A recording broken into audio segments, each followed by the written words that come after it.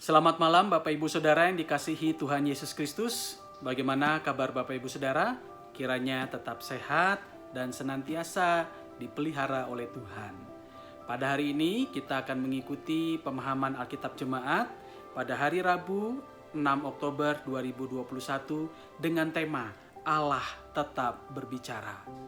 Firman Tuhan nanti akan dibacakan dari Ibrani 1 ayat 1 sampai 4. Dilanjutkan pasal 2 ayat 5 sampai 12. Sebelum kita bersama-sama membaca dan merenungkan firman Tuhan, mari kita bernyanyi dari Kidung Jemaat nomor 370, Ku mau berjalan dengan juru selamatku.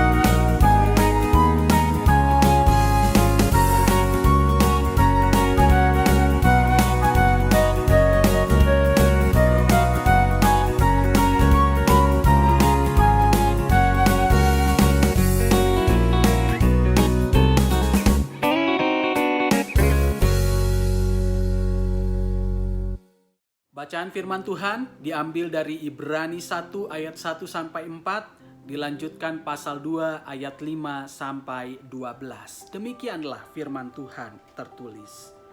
Setelah pada zaman dahulu Allah berulang kali dan dalam pelbagai cara berbicara kepada nenek moyang kita dengan perantaraan nabi-nabi, maka pada zaman akhir ini Ia telah berbicara kepada kita dengan perantaraan anaknya yang telah Ia tetapkan sebagai yang berhak menerima segala yang ada. Oleh Dia, Allah telah menjadikan alam semesta. Ia adalah cahaya kemuliaan Allah dan gambar wujud Allah dan menopang segala yang ada dengan firman-Nya yang penuh kekuasaan. Dan setelah Ia selesai mengadakan penyucian dosa, Ia duduk di sebelah kanan yang maha besar di tempat yang tinggi, jauh lebih tinggi daripada malaikat-malaikat, sama seperti nama yang dikaruniakan kepadanya, jauh lebih indah daripada nama mereka. Pasal 2 ayat 5. Sebab bukan kepada malaikat-malaikat telah ia taklukkan dunia yang akan datang yang kita bicarakan ini.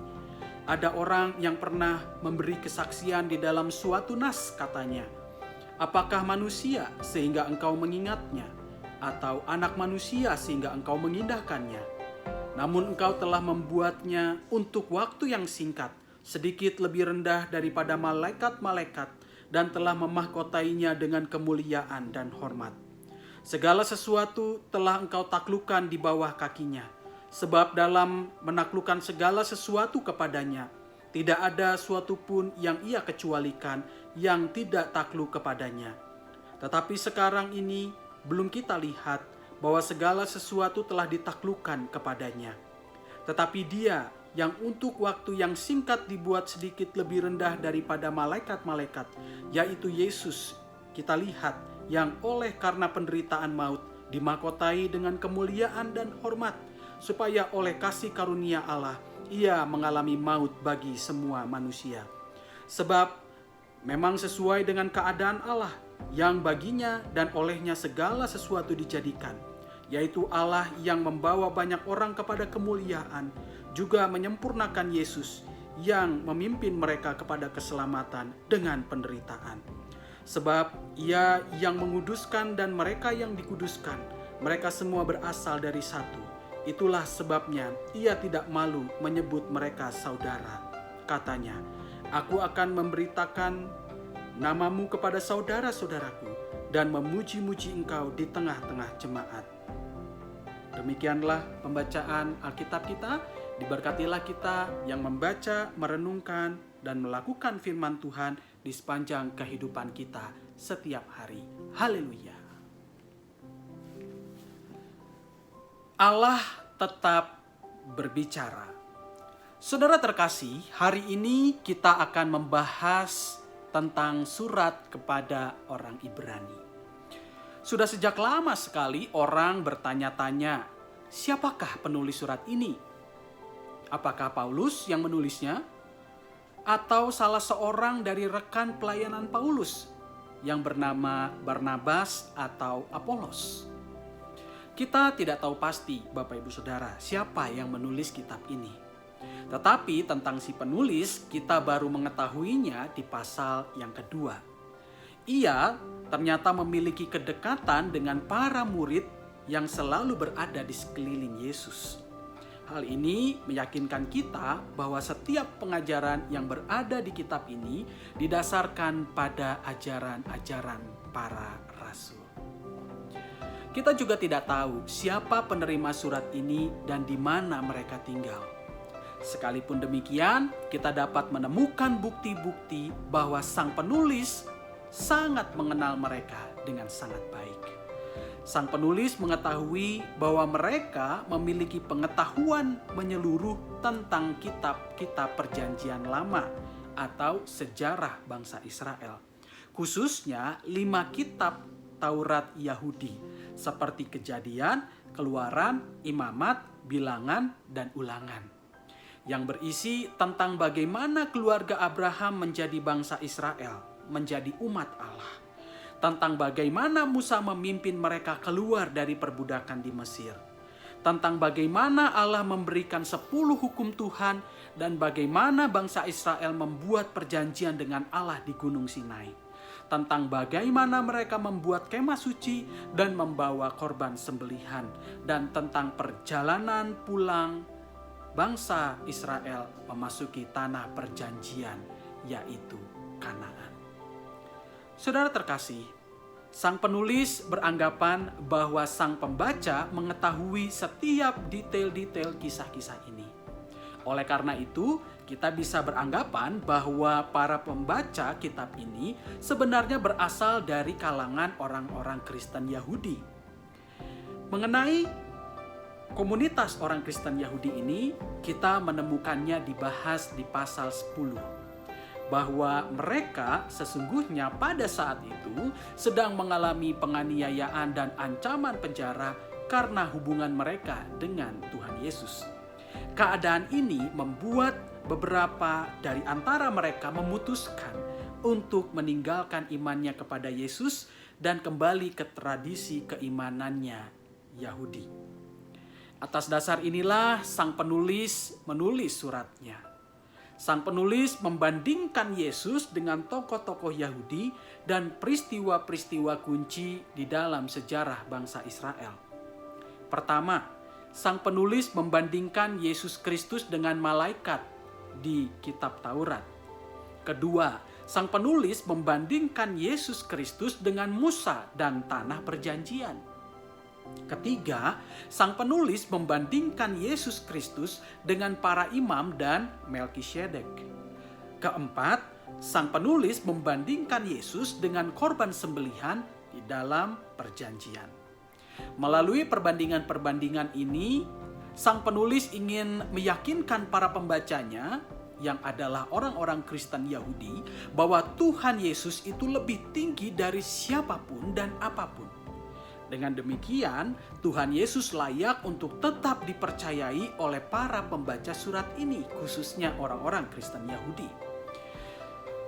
Di samping menekankan keutamaan Tuhan Yesus Kristus, sang penulis juga menantang setiap pembacanya untuk tetap setia kepada Tuhan Yesus sekalipun berada di tengah penganiayaan yang berat. Saudara terkasih, di awal suratnya yang menjadi bacaan kita pada hari ini, sang penulis mengungkapkan cara komunikasi Allah yang paling hebat saat Allah berkomunikasi dengan dunia sejak dahulu kala. Cara komunikasi yang paling hebat ini adalah Allah berkomunikasi dengan dunia melalui perantaraan anaknya, yaitu Yesus Kristus. Yesus adalah sinar kemuliaan Allah dan gambar wujud dari sifat Allah yang sama persis. Dua perumpamaan ini sebetulnya hendak memberikan identifikasi sedekat mungkin antara Yesus dan Allah. Jadi bagi sang penulis, tidak ada Allah lain selain Yesus Kristus. Yesus adalah Allah yang menjadi manusia sebagai putranya. Keutamaan Yesus sebagai cara komunikasi Allah inilah yang digunakan oleh sang penulis untuk membandingkan Tuhan Yesus Kristus dengan para malaikat di dalam Ibrani 2 ayat 5 sampai 12. Mungkin kita bertanya-tanya, mengapa sih kok sang penulis ini membandingkan Tuhan Yesus dengan para malaikat? Jadi Bapak Ibu Saudara, di dalam tradisi Yahudi sebagaimana yang tertulis di dalam Ulangan 33 ayat 2, Taurat dan firman Allah disampaikan oleh Allah kepada Musa di Gunung Sinai melalui orang-orang kudus atau para malaikat. Jadi dengan mengatakan Yesus lebih unggul dari para malaikat, sang penulis hendak menegaskan bahwa Tuhan Yesus dan kabar baik yang diwartakannya itu lebih unggul dibandingkan pembawa pesan dan isi pesannya di zaman dahulu, yaitu orang-orang kudus atau para malaikat. Bagi penulis, status Yesus itu lebih tinggi daripada para malaikat karena ia telah menggabungkan dirinya dalam penderitaan umat manusia untuk menyelamatkannya dari kuasa dosa. Jadi Tuhan Yesus bukan sekedar pembawa pesan, tetapi ia merelakan dirinya, menggabungkan dirinya dalam penderitaan manusia untuk menyelamatkan manusia dari kuasa dosa. Saudara terkasih, apa yang bisa kita petik dari pembacaan firman Tuhan kita pada hari ini? Setidaknya ada dua pesan. Yang pertama, kita melihat Yesus sebagai cara komunikasi Allah yang lebih unggul dari bentuk-bentuk komunikasi apapun yang pernah ada di zaman dahulu. Allah hadir di dalam Yesus Kristus di dunia ini dan rela menggabungkan dirinya dalam penderitaan umat manusia untuk menyelamatkan mereka dari kuasa dosa atau kuasa yang membawa pada maut. Dengan kata lain, keunggulan cara komunikasi Allah dengan dunia ini dibandingkan dengan cara komunikasi yang terdahulu adalah komunikasi yang turun ke bawah. Cara komunikasi Allah yang turun ke bawah inilah yang patut kita teladani dalam kehidupan iman kita. Bagaimana contohnya di dalam kehidupan Kristiani kita? Komunikasi seperti yang Allah lakukan. Komunikasi yang turun ke bawah. Dalam kehidupan berkeluarga, cara berkomunikasi yang turun ke bawah ini sangat penting untuk menciptakan kehidupan keluarga yang harmonis, yang terbuka, yang menyenangkan. Pertengkaran di tengah keluarga antara orang tua dengan anak itu biasanya terjadi karena orang tua merasa diri mereka itu yang paling benar dan anak harus mendengarkan dan menuruti mereka. Perlu diakui Bapak Ibu Saudara, bahwa memang seorang ayah atau ibu memiliki pengetahuan, wawasan, dan pengalaman yang lebih lengkap dari anaknya. Tetapi jika mereka enggan untuk mengosongkan dirinya, yang terjadi adalah kita menanamkan duri di dalam daging anak kita. Kita akan menanamkan suatu akar pahit kepada anak kita. Contohnya begini, ayah berkata kepada anaknya, "Kami minta kamu jangan bergaul lagi sama si Davin. Lihat, masa dia merokok? Udah gitu tatoan lagi. Kamu nanti jadi berandalan." Kemudian anaknya berkata, "Pah, aku tahu kok bagaimana membatasi diriku. Aku gak ikut-ikutan ngerokok dan tatoan kok. Dia aslinya orang baik." Ayahnya berkata, "Pokoknya jangan. Titik." Bagaimana jikalau komunikasinya tidak seperti itu, melainkan seperti ini? Bukankah ini akan lebih enak? Contohnya begini. Sang ayah berkata kepada anaknya, "Nak, coba ajak Davin ngobrol sama papa. Papa mau tahu dia orangnya kayak gimana. Papa lihat dia tatoan dan merokok. Kalau di zaman papa muda dulu, orang yang tatoan dan merokok itu terkenal berandalan dan preman. Zaman dulu dan zaman sekarang pasti beda. Ya, siapa tahu Davin itu orangnya baik, hanya penampilannya saja yang mirip berandalan."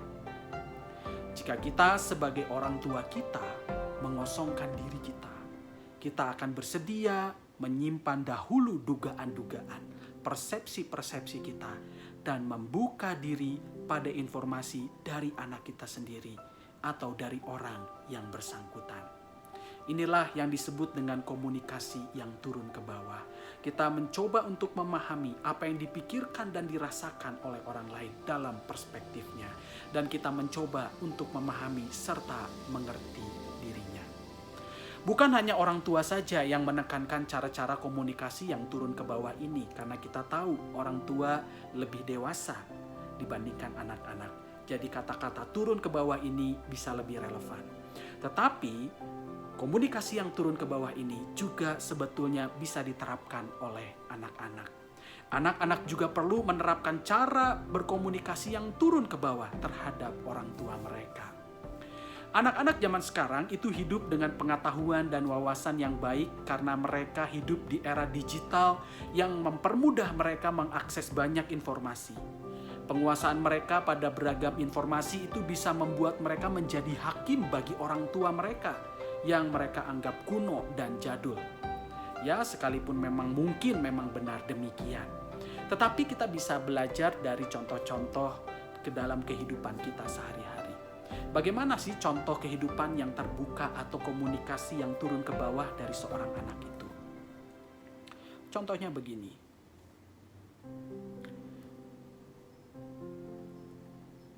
Ayah berkata kepada seorang anak, kepada anaknya, "Nak, ada Om Anton, tetangga sebelah tuh. Dia lagi mampir ke rumah kita. Kamu keluar kamar dulu, Gih. Beri salam dulu sama Om Anton." Anak-anak muda mungkin akan berpikir, buat apa keluar kamar?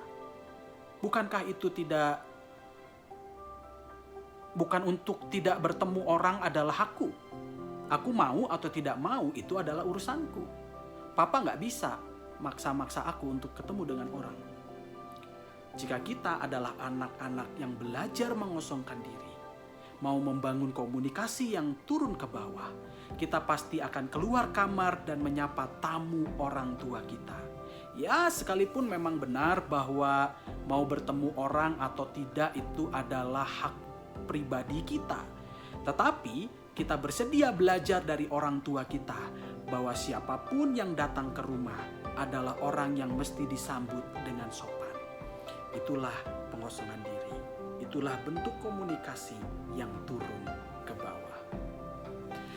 Daripada kita memaksa orang tua atau anak kita untuk mengerti dan menuruti kita, bukankah lebih baik jika kita belajar saling mengosongkan diri supaya kita dapat saling belajar dan saling memahami satu sama lain? Refleksi yang kedua adalah Allah tetap berkomunikasi dengan kita melalui anaknya di dalam persekutuan dengan Roh Kudus. Apa maksudnya? Saya mengajak kita membuka Yohanes 14 ayat 26. Beginilah firman Tuhan tertulis. Tetapi penghibur, yaitu Roh Kudus, yang akan diutus oleh Bapa dalam namaku, dialah yang akan mengajarkan segala sesuatu kepadamu dan akan mengingatkan kamu akan semua yang telah kukatakan kepadamu.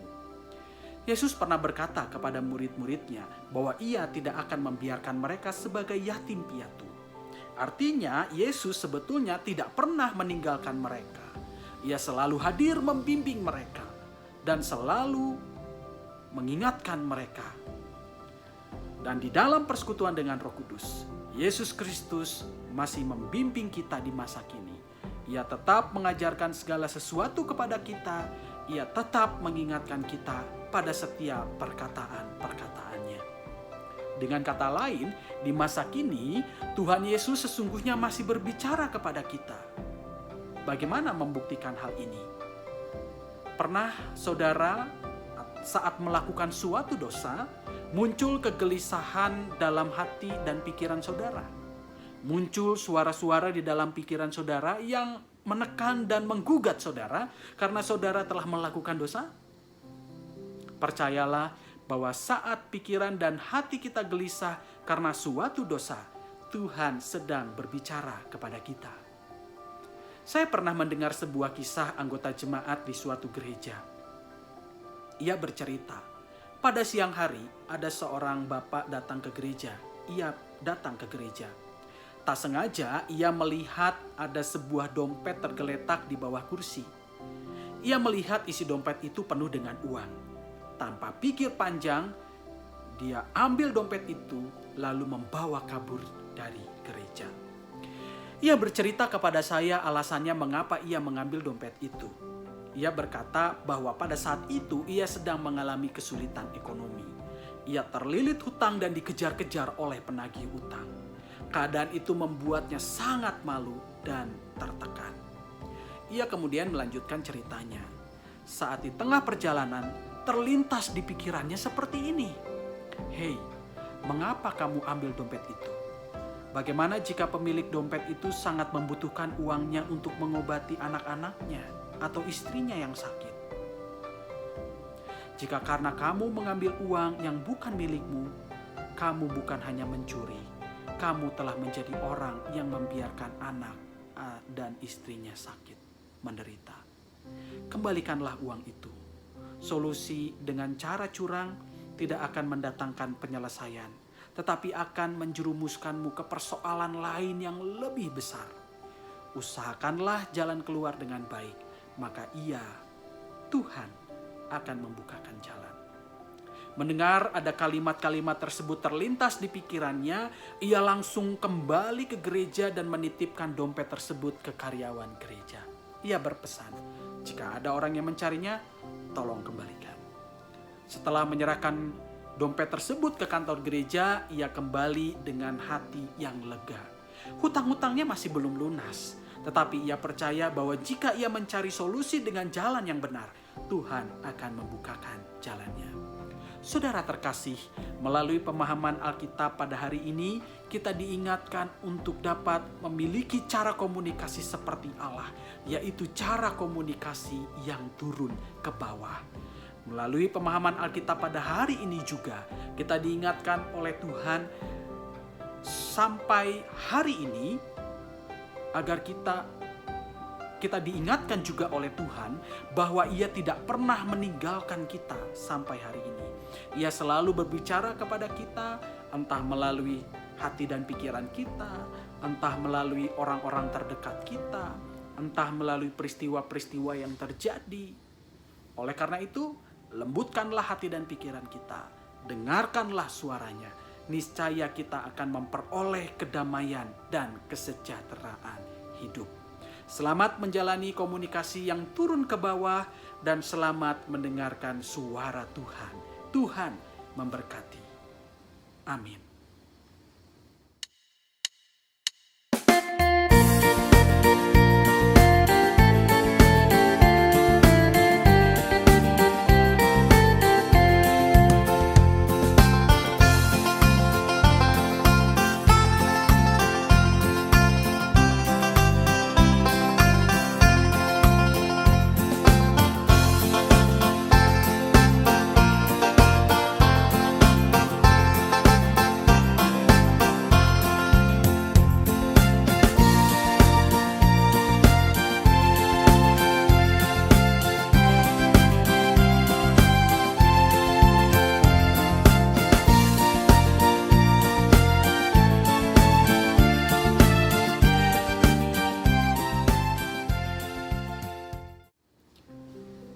Saudara terkasih, mari kita bersatu di dalam doa. Tuhan Yesus Kristus, Juru Selamat kami yang hidup, kami bersyukur untuk pemeliharaan-Mu khususnya pada hari ini, di mana kami diingatkan sekali lagi oleh-Mu, bahwa kami sebagai orang-orang percaya mesti menerapkan cara-cara komunikasi yang turun ke bawah. Kami bersedia mengosongkan hati dan pikiran kami dan memahami pemikiran dan sudut pandang sesama kami. Dan kiranya Tuhan juga memberikan kami hikmat agar kami juga dapat bertindak dengan bijaksana setelah kami mendengar perspektif dan pemikiran orang lain dari sudut pandangnya. Kiranya juga Tuhan membimbing kami agar kami memiliki hati dan pikiran yang senantiasa peka pada suara Tuhan yang menuntun kami untuk melakukan kebenaran-kebenaran. Tuhan Yesus Kristus, bimbinglah kami senantiasa agar apa yang kami katakan dan lakukan seirama dengan apa yang menjadi pengajaran-Mu. Tuhan Yesus Kristus, di dalam syafaat ini kami berdoa juga secara khusus untuk gereja kami, GKI Taman Cibunut Bandung. Berkatilah kami sebagai anggota jemaat dan para simpatisan, agar kami dapat bertumbuh menjadi anak-anak Tuhan yang menjalani kebenaran firman Tuhan, yang menegakkan kebenaran, yang berjuang untuk menciptakan dan menghadirkan damai sejahtera dari Tuhan di tempat di mana kami berada masing-masing.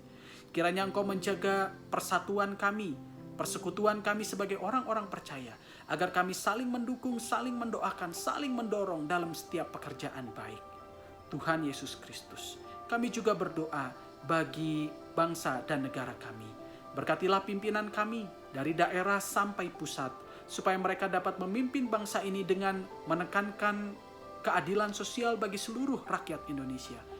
Ia juga memperjuangkan kesejahteraan dan juga menegakkan keadilan, menjalankan setiap hukum yang berlaku di negara kami ini.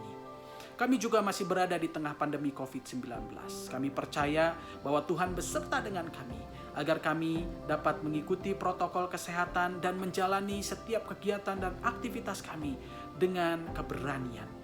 Tuhan Yesus Kristus, ada rencana juga kami akan membuka kebaktian onsite di waktu-waktu yang dekat. Kiranya Engkau memberkati setiap pihak, khususnya majelis jemaat yang akan mempersiapkan kebaktian onsite ini. Biarlah kebaktian dapat berjalan dengan baik, setiap orang dapat mengikuti protokol kesehatan yang berlaku. Dan kiranya Tuhan juga memberikan hikmat kepada kami, agar segala hal yang perlu kami lakukan, kami bisa lakukan sesuai dengan peraturan dan sebagaimana mestinya. Tuhan Yesus Kristus, kami bersyukur untuk perlindungan-Mu kepada seluruh anggota keluarga kami, yang mencukupkan segala kebutuhan kami, yang selalu mengingatkan kami jikalau kami jauh dari kebenaran firman Tuhan. Kiranya Tuhan menciptakan kedamaian di dalam kehidupan keluarga kami, agar kami saling mendukung, saling mendoakan, saling mengasihi satu dengan yang lain. Terima kasih Tuhan untuk waktu-waktu yang berharga. Inilah doa yang kami panjatkan, hanya di dalam nama Tuhan Yesus Kristus, Juru Selamat kami yang hidup. Amin. Bapak Ibu Saudara yang dikasihi Tuhan Yesus Kristus, pemahaman Alkitab pada hari ini telah usai. Sampai jumpa kembali di dalam pemahaman Alkitab yang akan datang. Tuhan Yesus memberkati kita.